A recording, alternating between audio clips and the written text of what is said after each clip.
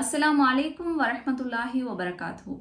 புகாரில வரக்கூடிய ஒரு நபிமொழி 1894வது நபிமொழியாக இது பதிவு செய்யப்பட்டிருக்குது.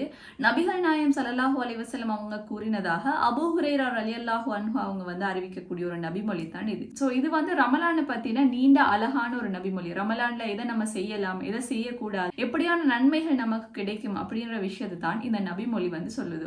ஸோ முதலாவது நபி அவங்க சொல்றாங்க என்னன்னு சொன்னால், இந்த ரமலான் அப்படின்றது பாவத்தை விட்டு விலகக்கூடிய ஒரு கேடயமாக இருக்குது. ஸோ பாவத்திலிருந்து நம்மளை பாதுகாக்கும். மக்கள் கெட்ட பேச்சுகள்ல ஈடுபட மாட்டாங்க, முட்டாள்தனமான செயல்கள்ல இருந்து விலகி இருப்பாங்க. அடுத்த விஷயம் என்னன்னு சொன்னால், யாராச்சும் சண்டைக்கு வந்தால், வீண் பேச்சுக்களுக்கு வந்தால், நான் நோன்பாளி அப்படின்னு சொல்லி நீங்க விலகிருங்க. அடுத்தது, நோன்பாளியின் வாயிலிருந்து வரக்கூடிய வாடை கஸ்தூரியை விட சிறந்தது, கஸ்தூரி வாசனையை விட சிறந்ததுன்னு சொல்லி நபி அவங்க சொல்லிக்கிறாங்க.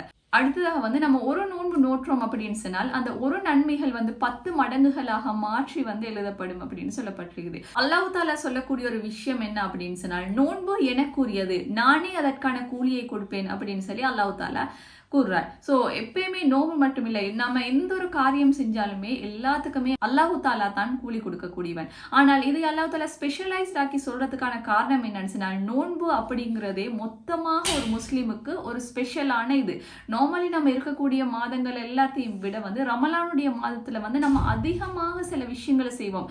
அதாவது நம்ம நோன்பு நோக்கிறது, அல் குர்ஆன் ஓதுறது, திக்ர் செய்யறது, தொழுவது, இப்படி எல்லாமே ஸ்பெஷலா நம்ம செய்வோம் இல்லையா?